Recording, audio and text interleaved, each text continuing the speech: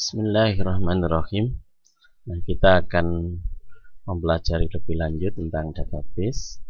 Kita akan membuat database yang sebenarnya. Nah, pada tahap ini kita akan coba menggunakan database yang sudah disediakan oleh Delphi.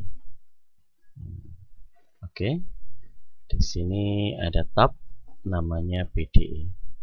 BDE ini singkatan dari Borland Database Engine. Di sini kita lihat ada tabel, SQL, dan lain-lain sebagainya. Sementara kita pakai tabel dulu. Tabel kita taruh di sini. Kemudian properti dari tabel yang pertama kita buat adalah database name.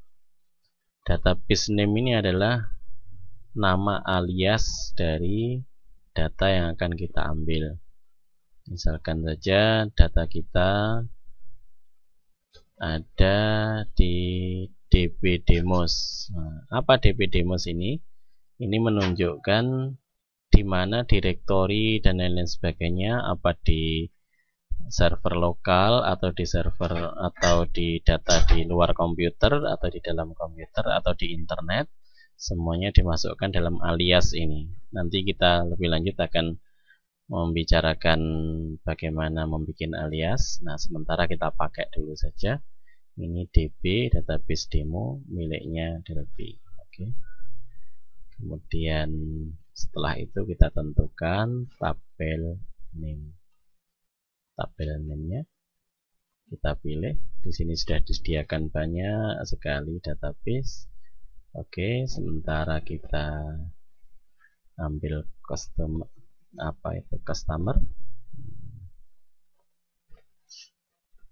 jadi kita ambil customer. Nah, ini customer DB. Oke. Kemudian selanjutnya tabel ini tidak bisa digunakan yang lainnya apabila tidak ada yang menyebarkan data ini, yang menyebarkan tabel ini. Oke, kita ambil di sini ada data akses. Nah, di sini ada satu komponen namanya data source. Kita klik, kita tempelkan di sini data source. Sorry, kliknya kedobelan ini. Kita Oke. Data source ini seperti gambarnya, dia menyebarkan panahnya ini. Dia mengambil dari tabel ini, disebarkan ke komponen-komponen yang lain yang akan kita pasang. Nah, sebelumnya dia ngambil dari mana harus kita set dulu. Di sini ada data set. Data setnya tentu ngambil dari tabel 1 ini tadi. Ini adanya cuma tabel 1. Oke. Setelah itu untuk menampilkan data di sini, maka kita perlu adanya data control di sini. Data control. Di sini ada DB grid, DB navigator, teks, ini ya ini edit, DB edit, DB memo, DB image, diskbox, combo box, dan lain-lain sebagainya. Jadi semuanya bisa kita gunakan. Semua komponen ini mengambil dari data source. Oke, sementara supaya lebih mudah, kita ambil dulu DB grid. Grid ini seperti Excel gitu, tabel langsung. Nah, kita pasang di sini. Nah, di sini kita lihat belum kelihatan datanya karena belum kita hubungkan dengan data source. Ini kita hubungkan, yaitu data source-nya kita ambil ke data source 1. Masih juga belum ditampilkan. Kenapa? Karena tabel ini belum diaktifkan. Coba kita aktifkan. Kita klik, taruh di atas. Di sini aktif masih false. Kita bikin true. Nah, begitu kita bikin true, langsung tabelnya keluar. Oke. Kemudian ini pun juga sudah bisa jalan. Kita jalankan. Nah, sudah bisa jalan. Nah, seperti ini. Ini apabila kita memakai grid. Oke, silahkan coba.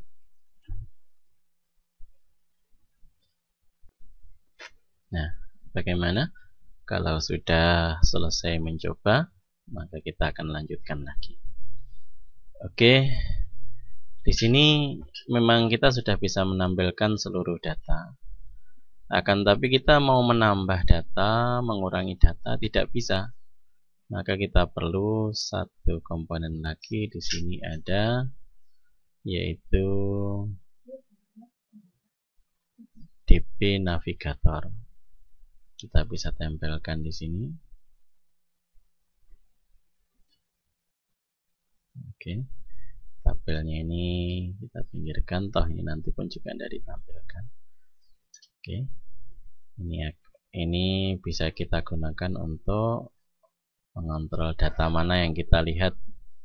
Ini adalah untuk ke data awal, ini data sebelumnya, record sebelumnya, ya, record setelahnya, ini record paling akhir.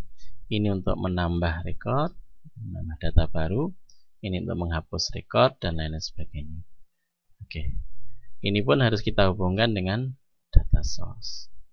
Oke, di sini kita lihat data source-nya, kita hubungkan ke data source 1.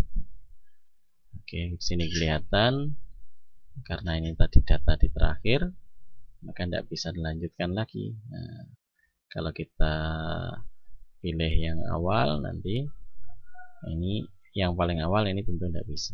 Oke, kita jalankan. Nah, seperti ini. Ini untuk melihat record setelahnya, ini record sebelumnya, ini untuk ke awal. Nah, kita lihat ini record paling awal, ini record paling akhir. Oke, kalau kita ingin menambahkan data, maka kita klik plus ini. Di sini misalkan kita isikan 6,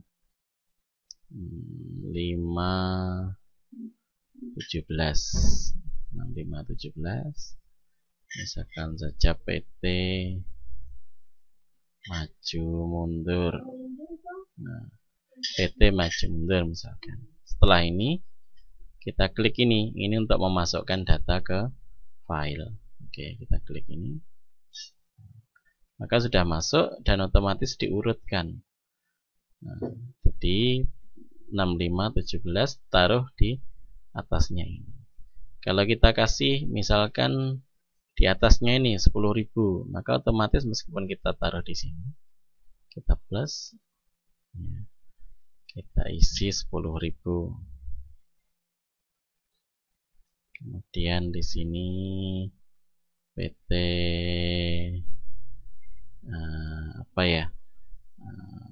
muncul, misalkan saja kita pilih ini untuk memasukkan. Oke, maka otomatis dia ditaruh di paling bawah karena lebih besar customer number. Ya, di sini semuanya bisa kita lihat data yang sudah disediakan di LP. Oke. Nah, kemudian misalkan saya ingin menghapus yang ini, PT maju mundur ini, maka saya kasih min, delete record. Oke, maka PT maju mundur dihapus. Oke, silahkan mencoba. Baiklah, kalau sudah kita lanjutkan lagi. Memang kita dengan menggunakan DB Grid seperti ini, kita sudah bisa melihat seluruh data, ya, dengan mudah. Karena semua field ditampilkan dan semua record bisa kita lihat. Akan tetapi pada aplikasi tertentu kita tidak menginginkan semua tampil.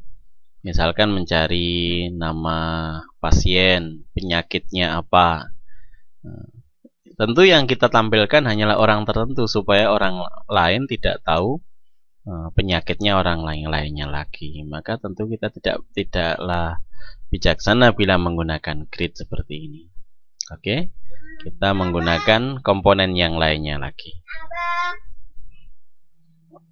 Oke. Di sini kita kecilkan. DB gridnya kita kecilkan.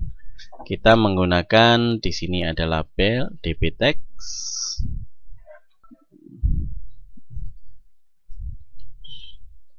Bisa kita menggunakan DB tag. Kemudian bisa juga dengan DB edit, terserahlah.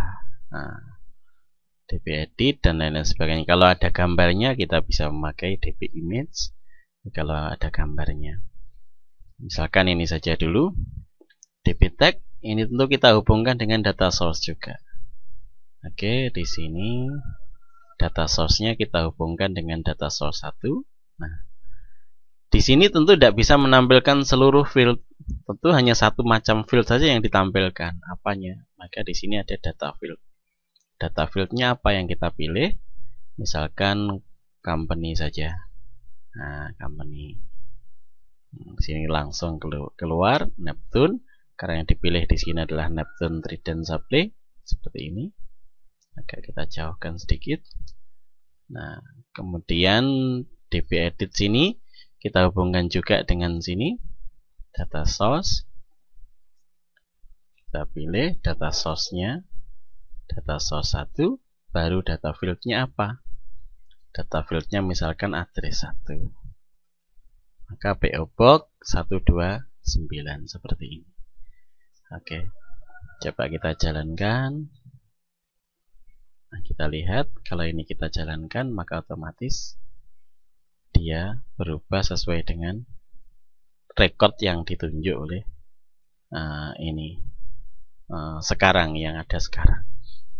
Oke, silahkan mencoba.